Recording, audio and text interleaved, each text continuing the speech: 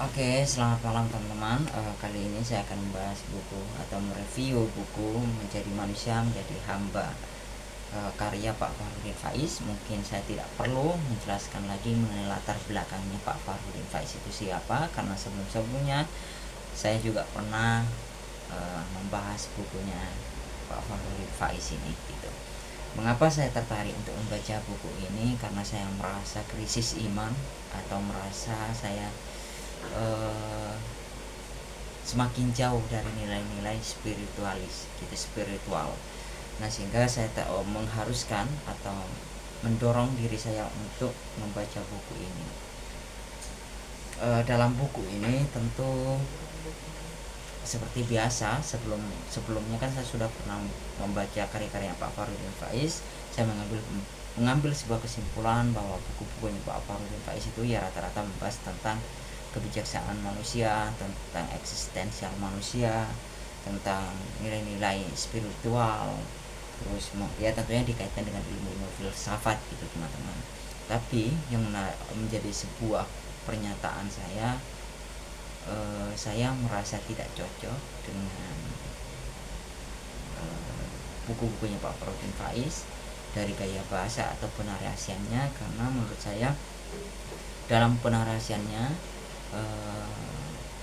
Pak Fakhrudin Faiz menceritakan terlalu remeh-temeh gitu. Bahasanya itu ya memang mudah dipahami, tetapi di situ saya merasakan kekurang mendalaman sebuah materi untuk dibahas gitu. Sehingga mungkin saya mengambil kesimpulan buku-buku Pak Fakhrudin Faiz ini cocok untuk teman-teman kelas SMA, SMP dan ke bawah lah gitu. Mungkin saya pribadi merasa kurang cocok gitu, karena pembahasannya terlalu remeh-temeh, gaya bahasanya memang mudah dipahami, akan tetapi saya merasa tidak cocok karena pembahasannya terlalu ringan gitu, seperti itu. Tapi tentu dalam buku Menjadi Manusia Menjadi Hamba bukan berarti tidak memiliki esensi gitu di dalamnya, bukan berarti tidak mengandung daging di dalamnya. Banyak sekali yang saya dapatkan melalui buku ini gitu. Tetapi tidak semua bisa saya cerna, bukan bisa tidak bisa saya cerna, tapi tidak bisa saya tersimpan dalam pikiran saya. Ada beberapa hal yang mungkin saya menganggapnya penting, ada beberapa hal yang mungkin tidak relate atau tidak sama atau tidak cocok dengan apa yang saya alami sekarang ini gitu. Salah satu contoh mengenai pembahasan dunia pernikahan gitu seperti apa. Nah, itu menurut saya sesuatu yang tidak cocok untuk saya. Salah satu hal yang menarik atau yang cocok menurut saya adalah mengenai bagaimana sih manusia itu merayu Tuhannya gitu, bagaimana manusia itu etikanya ketika berdoa kepada Tuhannya itu seperti apa gitu. Terus dalam buku ini juga menceritakan bagaimana kita sebagai manusia untuk hiduplah bermain-main, tapi bermain-main dalam yang serius gitu. Salah satu contohnya ya Pak Fakhrudin Faiz menjelaskan bahwa dunia ini memang permainan gitu. Dunia ini permainan, tetapi bermain-mainlah dalam kehidupan yang serius gitu. Meskipun dunia permainan, tetaplah bermain-mainlah yang serius. Ya ada kalanya serius, ada kalanya bercanda, bersantai. Jadi intinya fleksibel, jangan terlalu serius, karena terlalu serius dalam hidup itu juga tidak baik, karena menuntut kita kepada pikiran yang terlalu berat gitu, seperti itu. Terus dalam buku ini juga menjelaskan bagaimana hiduplah menjadi manusia yang bertanggung jawab kepada dirinya sendiri,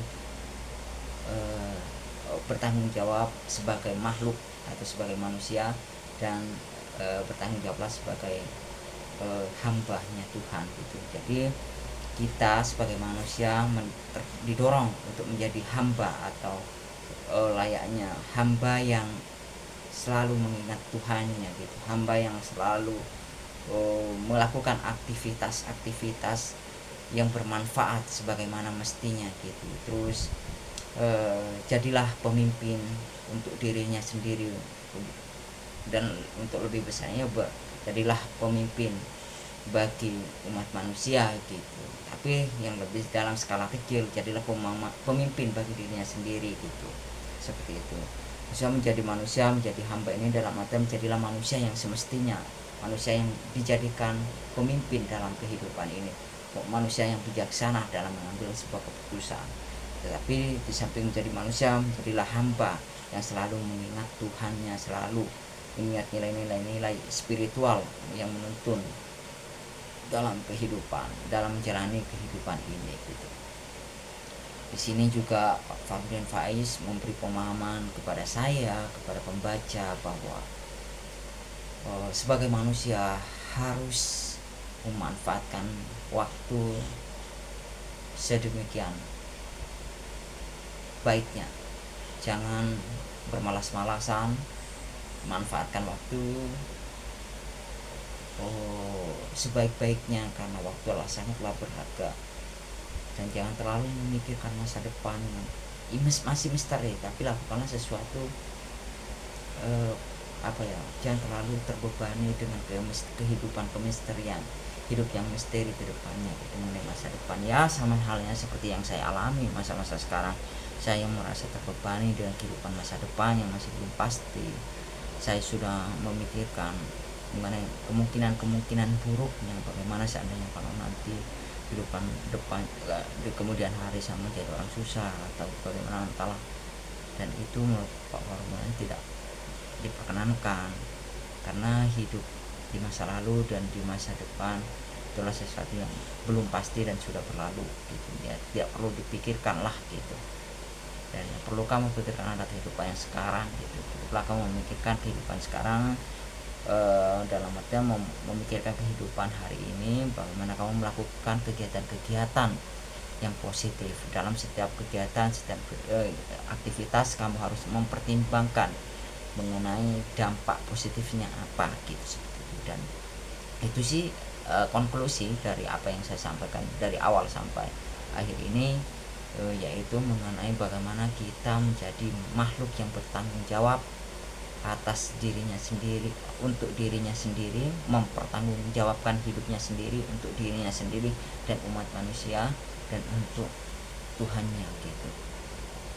Kita didorong untuk selalu mengingat Tuhan, nilai spiritual, untuk mendekatkan diri kepada Allah Subhanahu wa Ta'ala gitu. Juga bagaimana kita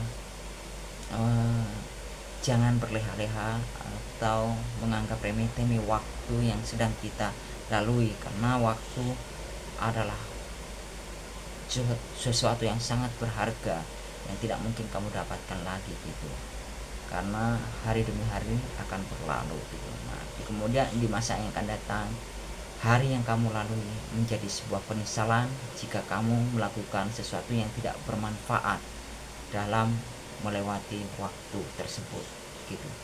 Mungkin itu yang dapat saya sampaikan teman-teman. Kurang lebihnya mohon maaf. Sampai jumpa di kemudian hari. Dah.